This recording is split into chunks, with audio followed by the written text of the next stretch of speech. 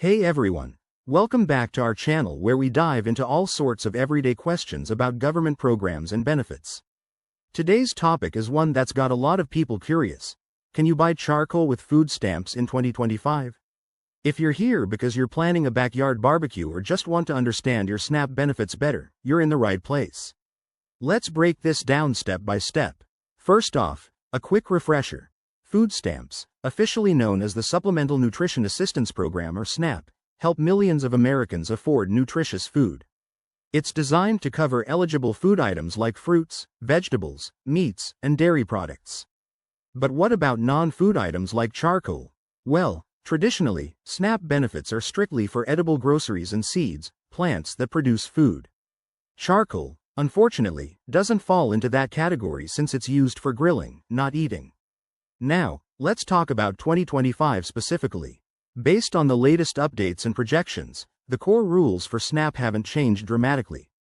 The program still focuses on promoting healthy eating, so items like charcoal, which are more household or recreational, remain ineligible. That said, policies can evolve, and some states might have pilot programs or exceptions, but as of now, you're out of luck with charcoal. For example, if you're buying a grill or fuel for cooking outdoors, you'd need to use cash or another payment method. But don't worry, there are smart ways to make the most of your SNAP benefits. You can stock up on fresh produce, affordable proteins, and even some snacks that align with the guidelines.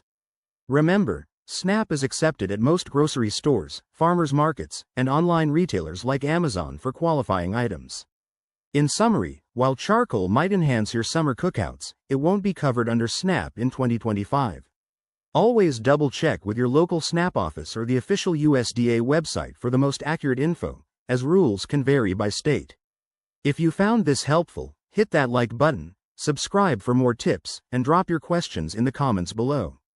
Thanks for watching, and see you next time.